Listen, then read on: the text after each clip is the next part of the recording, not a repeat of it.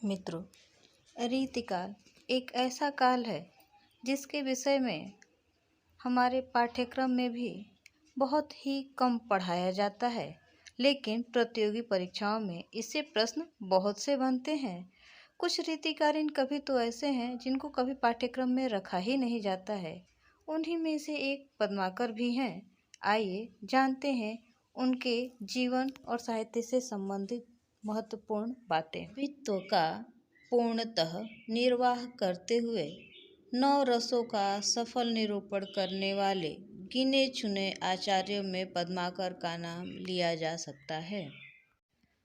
पद्माकर तैलंग ब्राह्मण थे और इनका जन्म 1753 ईस्वी में मध्य प्रदेश के सागर नामक स्थान पर हुआ था। इनके पिता मोहनलाल भट्ट भी अच्छे कवि थे और सामान्यतः अनुष्ठान और मंत्र साधना का कार्य करते रहते थे। पद्माकर अनेक राजाओं के आश्रय में रहे थे। उनके आश्रयदाताओं के नाम इस प्रकार हैं: सागर नरेश, रघुनाथ राव अप्पा, महाराज जैतपुर, सुमरा निवासी नूने अर्जुन सिंह, दतिया के महाराज पारीक्षित, सुजाउद्दौला के जागीरदार गोसाई अनूप गिरी, जिन्हें हिम्मत बहादुर भी कहा जाता था, सतारा नरेश रघुनाथ राव, जिन्हें राघोबा कहा जाता था, जयपुर नरेश प्रताप सिंह और उनके पुत्र जगत सिंह, दोनों के आश्रय में पद्माकर रहे थे। उदयपुर नरेश महाराज भीम सिंह तथा अंतिम आश्रयदाता राजा थे ग्वालियर नरेश दौलत राव सिंधिया। पद्माकर की मृत्यु 1833 ईस्वी में कानपुर में हुई थी।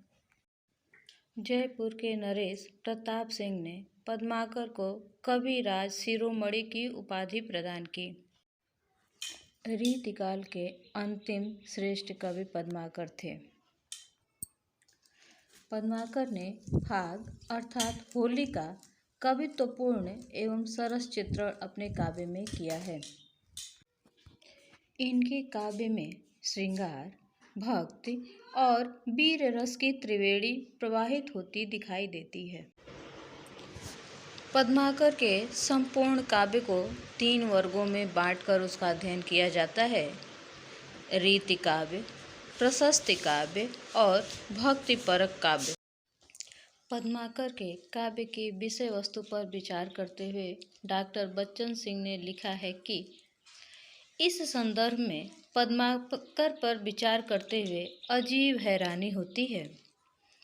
नए परिवेश में उनका ध्यान मेलो ठेलो, तीज त्योहार, होली, दिवाली आदि की ओर ही खिंचा है। एकाध जगह उनमें फिरंगी विद्रोह भी सुनाई पड़ेगा। जब देश के अन्य भागों में आधुनिक चेतना आविर्भूत हो चुकी थी, हिंदी भाषा में पारंपरिक रीति काव्य ही लिखा जा रहा था। पद्माकर की प्रमुख रचनाएं इस प्रकार हैं: हिम्मत बहादुर बिरुदावली, पद्माभरण, जगत विनोद, प्रबोध पचासा, गंगा लहरी, अलीजाह प्रकाश, प्रताप सिंह बिरुदावली, राम रसायन और कली पचीसी। हिम्मत बहादुर बिरुदावली 211 छंदों का एक प्रबंध काव्य है, जिसमें गोसाई अनूप गिरी अर्थात हिम्मत बहादुर के शौर्य का वर्णन किया गया है। यह वर्णन अतिशयोक्तिपूर्ण ही है, क्योंकि विक्रमादित्य से इनकी तुलना की गई है। पद्माभरण मूलतः अलंकार ग्रंथ है, जिसमें 100 से अधिक शब्दालंकारों और अर्थालंकारों के लक्षण एवं उदाहरण को प्रस्तुत किया गया है। जगत विनोद 16 प्रकरणों में विभक्त 731 छंदों का एक नायिका भेद ग्रंथ है, जिसमें 9 रसों के वर्णन को भी महत्वपूर्ण स्थान दिया गया है। प्रबोध पचासा भक्ति निरूपण ग्रंथ है। गंगा लहरी संस्कृत के कवि जगन्नाथ द्वारा रचित गंगा लहरी का आध्यात्मिक पद्यानुवाद है।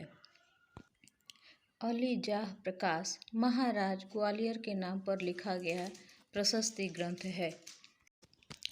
प्रताप सिंह बिरुदावली 117 छंदों में लिखा हुआ प्रताप सिंह के शौर्य का वर्णन है। यह भी एक प्रबंध काव्य है। प्रताप सिंह बिरुदावली के संबंध में बच्चन सिंह लिखते हैं, प्रताप बिरुदावली वायवीय प्रशस्ति है। वास्तविक युद्ध कोई नहीं है, सिर्फ युद्ध का शाब्दिक व्यायाम है। राम रसायन इस ग्रंथ में वाल्मीकि रामायण का छायानुवाद किया गया है, जिसे दोहा चौपाई शैली के माध्यम से लिखा गया है।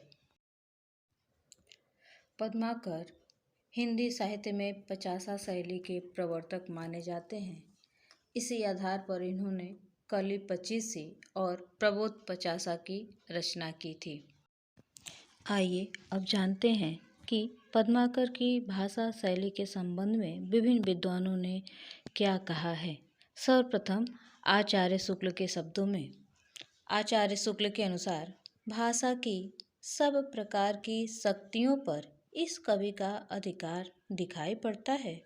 कहीं तो इनकी भाषा स्नेह मधुर पदावली द्वारा एक सजीव भाव भरी प्रेम मूर्ति खड़ी करती है। सारांश यह है कि इनकी भाषा में अनेक रूपता है जो बड़े कवि में होनी चाहिए। भाषा की ऐसी अनेक रूपता गोस्वामी जी में ही दिखाई देती है। आधुनिक समय के प्रतिष्ठित विद्वान आचार्य विश्वनाथ त्रिपाठी के अनुसार इनकी मधुर कल्पना ऐसी स्वाभाविक और हाव भावपूर्ण मूर्ति विधान करती है कि पाठक मानो प्रत्यक्ष अनुभूति में मगन हो जाता है। डॉक्टर बच्चन सिंह के अनुसार पद्माकर की भाषा अन्य कवियों की अपेक्षा अधिक लोकोन्मुख है। पद्माकर की भाषा में बुंदेलखंडी रंग और मैदानी नदी का प्रवाह है। हितोपदेश का भाषानुवाद इन्होंने ग्वालियर में रहते हुए किया था।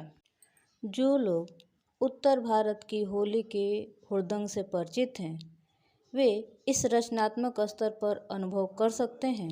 फाग की भीड़ लगी हुई है, गोपों के बीच कृष्ण विराजमान हैं।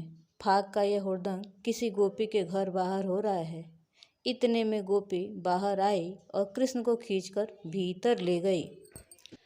अबीर की झोली कृष्ण के ऊपर उड़ेल दी, पीताम्बर छिन गया और कृष्ण एकदम नीले हो गए।